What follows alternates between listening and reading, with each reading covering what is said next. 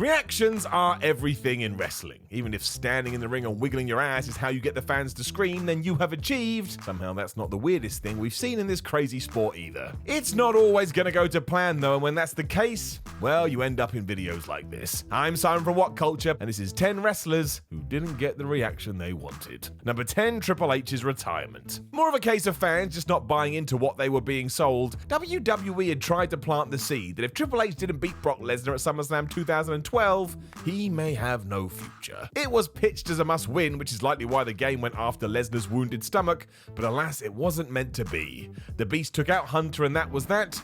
What would happen now? The idea was to make you think that Triple H had just wrestled his last match, but no way a career like his was going to end in this way, even if Trips was shedding tears as he sadly made his way back to the locker room. And it was a good story to tell, but the believability factor wasn't there because any seasoned watcher assumed they'd clash again at WrestleMania, and lo and behold they did. Who would have thunk it? It did make for an interesting angle, but the impact of a pivotal part of the company just going away forever, well, that didn't click. Number 9, John Cena and Randy Orton tease yet another match. The law of diminishing returns. We have talked about this a lot, to the point it doesn't mean as much anymore. The irony of that. It is what happened to John Cena and Randy Orton between 2007 and 2009 though, as WWE tried to build a legacy feud for the ages. This certainly wasn't bad either, but it just went too long. A lot of the matches were overbooked, and by the time it came to an end, I think most felt like they'd had enough. Everybody but Vince McMahon, that is. Come the Royal Rumble 2011, he thought there would be something in going round again,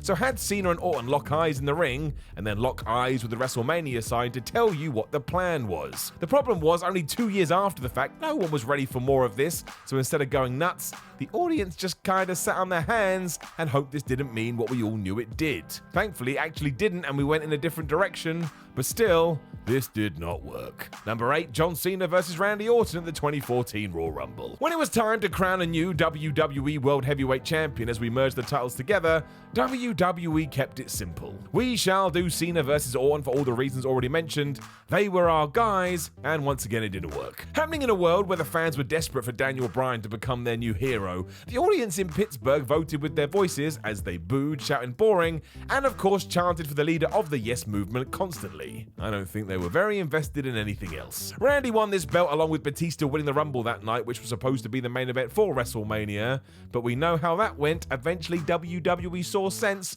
and Daniel Bryan was given his due. I mean, really, they didn't have a choice. I think we may have actually seen a riot. Number 7, Tommy Dreamer wins the ECW title, but in WWE. Tommy Dreamer was ECW. Without his love for that promotion and sheer loyalty to it, who knows what would have happened? He bled Extreme Championship Wrestling, and he bled in Extreme Championship Wrestling. A lot. This passion convinced WWE that they should revive the brand in their own image, and as we know now, it just wasn't a good idea. This new creation lacked what had made ECW so good to begin with, and it didn't have the desired reaction at all, as Christian versus Tommy Dreamer proved. Dreamer won the ECW World title on this evening, and while he acted like it was the greatest thing ever, the crowd didn't agree. This wasn't Tommy's fault either. ECW by this stage had been taken over by a mummy and other pointless gimmicks that made it feel more like WWF in the 90s than what Paul Heyman had come up with. Therefore, this championship was basically seen at the same level as the 24/7 title today. Could take it or leave it. It's a shame, as Dreamer deserved something here. There were just bigger issues at play. Number 6, Steve Austin turns heel and gets cheered for doing so. We all know this story. Feeling like his character was becoming stale, Stone Cold Steve Austin made the decision to go bad at WrestleMania 17 and align himself with his old foe, Vincent Kennedy McMahon. This would have been a hard push anyway, but doing it in Texas where Austin was from meant it was pretty impossible that he was gonna get booed. He could have grabbed your grandma from the audience and stunned her, and the fans still would have gone nuts. He could do no wrong.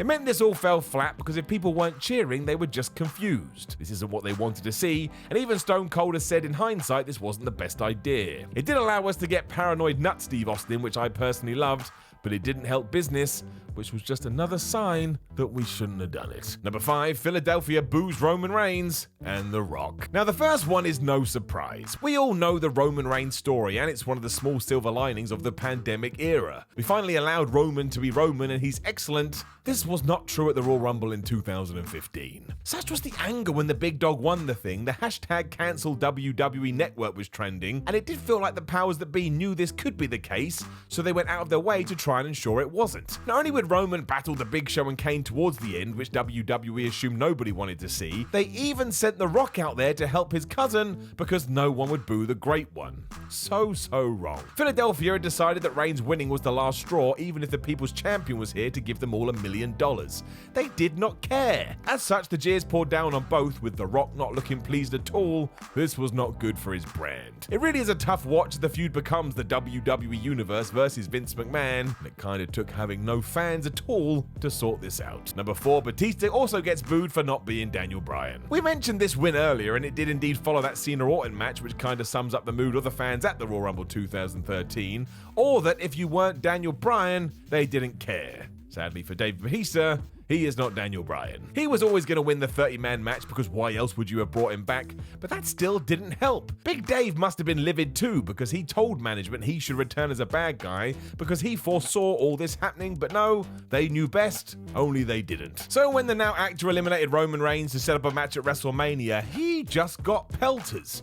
He still had to point at the sign and act all happy, but I bet he wasn't. I would say he was mightily pissed off. Number 3, Seth Rollins is injured, but also isn't CM Punk. Sometimes fans are just mad. Who knows why? Could be due to many moments we've already talked about, or maybe they just didn't feel like they were being listened to, but still. When they are angry, they're going to let you know, and Seth Rollins found this out the hard way. During the build for his WrestleMania 33 match against Triple H, the game had destroyed Seth within an inch of his life, which had also in the story flared up an old injury. Rollins was now worried he would miss the show of shows. As he told the audience this and cut quite the heartfelt promo, everyone in attendance that night started to chant CM Punk. And again, who knows why? This wasn't a segment that had flipped off the fans or something that needed to be flagged, and yet it was littered with shouts that usually signaled that nobody was happy. It felt unkind because Seth hadn't done anything to warrant this, and we all wonder why he went and started a crazy cult. Number 2, Sasha Banks is done, but she's not done. The serious voice in WWE has become a problem. After many tragedies and early retirements where commentators and wrestlers have to talk serious to the audience, it's become commonplace to get others to adopt such a tone for angles and stories. And I get it, you're trying to get a response, but the problem is, it doesn't work. Fans usually know what's real and what's not, and this one is always so obvious. So after SummerSlam 2016, when Sasha Banks had lost to Charlotte Flair, she came out on Raw and acted like this was it. She was done, she didn't know what was next, and she was sorry, thankful, grateful, what a ride. Then in the same breath, said it was a joke, and that she will kick the Queen's ass soon. Great. The reaction was one massive eye roll as we questioned the benefit of doing this again, and more importantly, no, it didn't work. Those situations we already mentioned are horrible to go through, and by and large, none of us want to have to go through one ever again.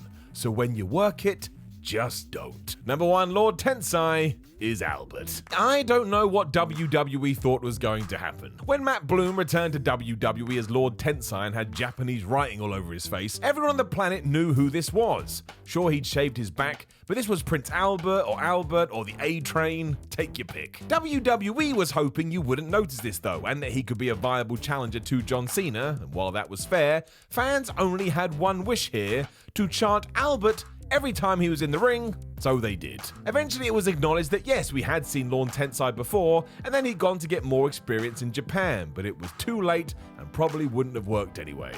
Dead on arrival, I think the term is.